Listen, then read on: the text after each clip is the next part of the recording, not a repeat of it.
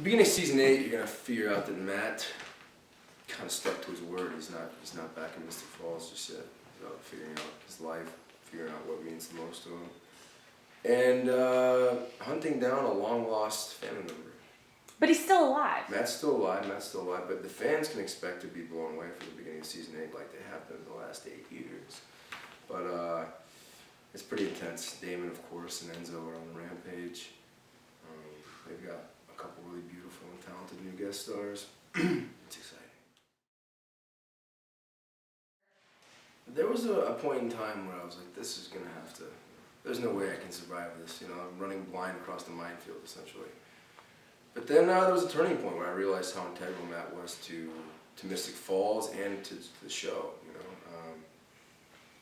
I always say this, and I'm sure it's getting old at this point, but it's like, you know, in this crazy supernatural storm, Matt's been the only thing like blinking like, hey guys, let's be good. You know? I'd be a little disappointed if I turned into something supernatural, but I don't think that's going to happen. You know, I was a cop, a full-blown cop with a gun and stuff like that. That was pretty super.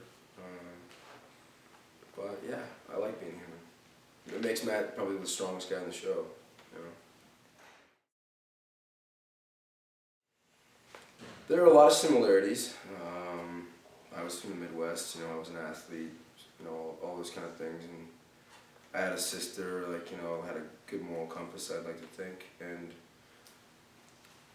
you know, it's been exciting. I mean, the things that Matt's gone through have been insane, you know. Sometimes they have to remind us, like, remember, you just watched your best friend die. You know, oh yeah. The stakes are high. I forgot. I've seen so much death and just so much craziness. But it's been rewarding, for sure. Yes. I just want to assure you that that's not because he's a bad lover. Fair enough. He's got bad luck. So I think we've seen the last of the love in Matt's life, but I think it ended in a very special way. It was the first time I think Matt found like true love.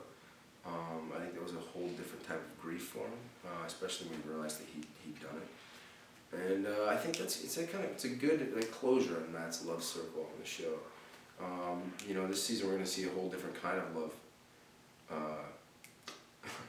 I hate to say love interest, but it sort of is. But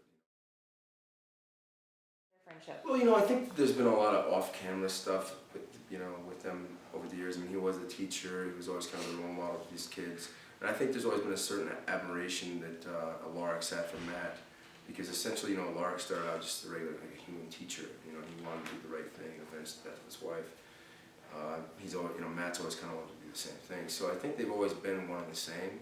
And now that Roerig has gone through that whole journey and he's now a human again, I think it's just really interesting to see the two humans kind of join forces. Matt's got the, you know, he's got the brawn and he's ready to go, but Roerig's got the know-how, you know, and he's not exactly weak either, so. All right. I remember it was a somber day, but it